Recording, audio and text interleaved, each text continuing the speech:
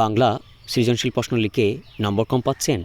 আজকের ভিডিওটি শেষ পর্যন্ত দেখলে আপনি এমন একটি টেকনিক শিখবেন যার মাধ্যমে নিজেই A+ মানের সৃজনশীল প্রশ্ন বানাতে পারবেন। আর ভিডিওর শেষে আমি এমন একটি সিক্রেট ফর্মুলা দেখাবো যেটা অধিকাংশ শিক্ষার্থী জানে না। চ্যালেঞ্জ দিলাম, এই ভিডিওটি শেষ পর্যন্ত দেখলে বাংলা সৃজনশীল প্রশ্ন বানাতে আর কোনো কোচিং বা গাইডের দরকার হবে না। তো ভিডিওটি শেষ পর্যন্ত দেখতে থাকো। আমি চলে যাচ্ছি মূল বিষয়ে। তাহলে আমাদের সমস্যা হচ্ছে কোন জায়গায়? গ নাম্বার এবং ঘ নাম্বারের মধ্যে, অর্থাৎ প্রত্যেকটা সৃজনশীলের মধ্যে 4টা অপশন থাকবে।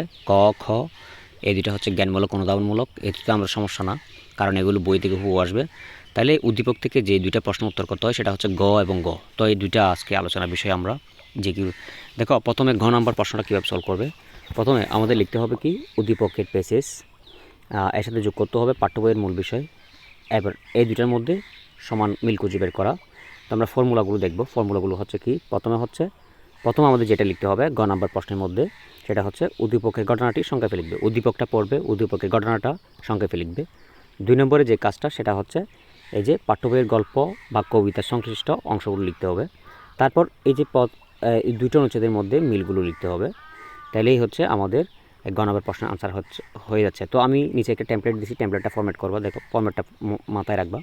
যেরকম প্রথমে তোমাদের লিখতে হবে উদ্দীপকের মূল বিষয়, অর্থাৎ উদ্দীপকে দেখা যাচ্ছে যে এখন কি দেখা যাচ্ছে উদ্দীপকের এই যে ঘটনাটি, উদ্দীপকের যে ঘটনাটি সেটা সংক্ষেপে লিখে দিবে। 2 নম্বরে হচ্ছে এই যে অন্যদিকে মানে গল্প বা কবিতার দিকে আর কি, এই যে ড্যাশ কবিতা বা গল্পে এই যেগুলা, এখন কবিতার মূল ভাবটা এখানে লিখে দিবা, সংক্ষেপে লিখবা। ঠিক আছে? এই যে অর্থাৎ পাঠ্য বইয়ের গল্প কবিতার সংশ্লিষ্ট অংশগুলো লিখতে হবে।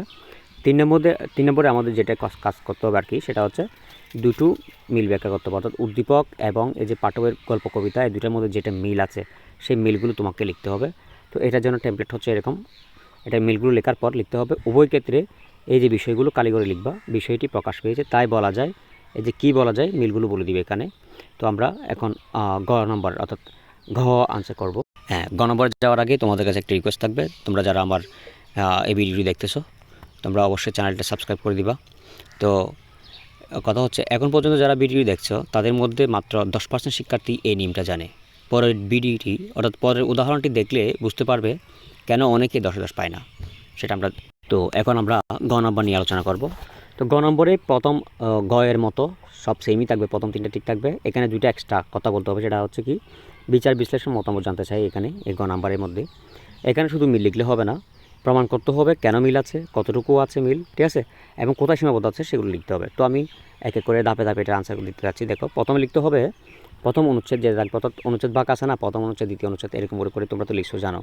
তো প্রথম অনুচ্ছেদে তোমাদের যেটা লিখতে হবে এটা হচ্ছে উদ্দীপকের সারাংশ। উদ্দীপক যেটা থাকবে সেটা সারাংশ লিখবা। দ্বিতীয় অনুচ্ছেদে তোমাদের লিখতে হবে মূল গল্প কবিতার ভাব, অর্থাৎ মূল ভাবটা লিখে দিতে হবে সংক্ষেপে। 3 নম্বর হচ্ছে মিলগুলো খুঁজে বের করা, অর্থাৎ উদ্দীপক এবং গল্প কবিতার মধ্যে যেটা মিল আছে আর কি, এই যে উদ্দীপক এবং এই মূল গল্পের মধ্যে যেগুলো মিল আছে, ঠিক আছে, সেগুলো আমাদেরকে এই যে মিলগুলো লিখতে হবে তৃতীয় অনুচ্ছেদে। চতুর্থ অনুচ্ছেদে আমাদেরকে লিখতে হবে নিজের মূল্যায়নটা লিখতে হবে, এবং শেষ অনুচ্ছেদে লিখতে হবে সিদ্ধান্ত। ঠিক আছে? তো তো এখন আমরা এই টেমপ্লেটটা দেখব। টেমপ্লেটটা দেখার আগে তোমাদের কাছে একটা প্রশ্ন, তুমি কোন ক্লাসে পড়ো? ষষ্ঠ, সপ্তম, অষ্টম, নবম নাকি দশম? নিচে কমেন্টে লিখো, আমি তোমার জন্য আরও গুরুত্বপূর্ণ ভিডিও তৈরি করব। তো আমরা টেমপ্লেটে চলে যাচ্ছি। টেমপ্লেটটা হচ্ছে কীরকম দেখো, এই যে এই টেমপ্লেটটা যারা শিখবে তারা গ আর ঘ 2টা প্রশ্নেরই আনসার করতে পারবে। ঠিক আছে? একদম সহজ একটা টেমপ্লেট। প্রথম আমাদেরকে লিখতে হবে উদ্দীপকের বিষয়। এই যে উদ্দীপকের ড্যাশ বিষয়টি প্রকাশ পেয়েছে, এটা কখন লিখবে শেষে লিখবে। তো প্রথম আমাদেরকে লিখতে হবে, দেখো, উদ্দীপকের সারাংশ লিখতে হবে। এই যে উদ্দীপকের সারাংশ লিখব এই কথাটা দিয়ে। 2 নম্বরে আমরা এই কথা দিয়ে উদ্দীপকের সারাংশ লিখব। 2 নম্বর হচ্ছে এই যে এখানে কালীঘর, এটার নাম হবে আর কি, গল্প কবিতার নাম এখানে বসাবো। নাম বসানোর পর এই গল্প বা এই কবিতায় একই ধরনের বা প্রকাশিত হয়েছে, এটা কখন লিখবে শেষে লিখবা। প্রথমে কি লিখবা, দ্বিতীয় অনুচ্ছেদে আর কি, দ্বিতীয় অনুচ্ছেদে তোমাদের লিখতে হবে গল্প বা কবিতার ভাব, তারপর ওই কথাটা লিখবা। ঠিক আছে? তাহলে কীরকম বলছি, প্রথমে হবে উদ্দীপকের সারাংশ, দ্বিতীয় অনুচ্ছেদে হবে মূল গল্প বা কবিতার ভাব, 3 নম্বরে মিলগুলো খুঁজে বের করা। এই যে 3 নম্বরে হবে এই যে উভয়ের মধ্যে, এখানে আমরা দেখতে পাচ্ছি উভয়ের মধ্যে এই যে বিষয়গুলো কালীঘর আছে, এখানে বিষয়গুলো লিখবা। ড্যাশ ড্যাশ এবং ড্যাশ বিষয় মিল রয়েছে, অর্থাৎ ড্যাশ ড্যাশ বলতে এখানে কালীঘর যেগুলো হবে আর কি, সেগুলো হচ্ছে মিল বিষয়গুলো তুমি লিখবে। ঠিক আছে? তারপর 4 নম্বরে আমাদেরকে লিখতে হবে 4 নম্বর অনুচ্ছেদে লিখতে হবে নিজের মূল্যায়নটা অর্থাৎ তোমার নিজের মূল্যায়ন করবে। তো তুমি পরে দেখবে উদ্দীপক এবং গল্পের মধ্যে যদি সামান্য মিল থাকে তাহলে তুমি লিখবে, তবে উদ্দীপকের বিষয়টি আংশিক লিখবে, আংশিক প্রকাশ পেয়েছে। যদি সম্পূর্ণভাবে উদ্দীপকের সাথে গল্পের সাথে পুরোপুরি মিলে যায় সেক্ষেত্রে তুমি লিখবে সম্পূর্ণ ভাব প্রকাশ পেয়েছে, ঠিক আছে।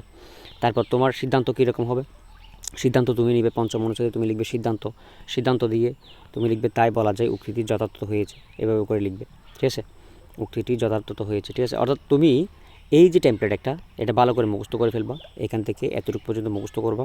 এই যে টেমপ্লেটটা এটা অনেক গুরুত্বপূর্ণ একটা টেমপ্লেট, এটা দিয়ে তুমি ঘ এবং ঘ দুইটা প্রশ্ন আনসার করতে পারবে। অর্থাৎ এই যে প্রথম 3টা দিয়ে তুমি গ নম্বর প্রশ্ন আনসার করতে পারবে এবং সবগুলো দিয়ে তুমি ঘ নম্বরের আনসার করতে পারবে।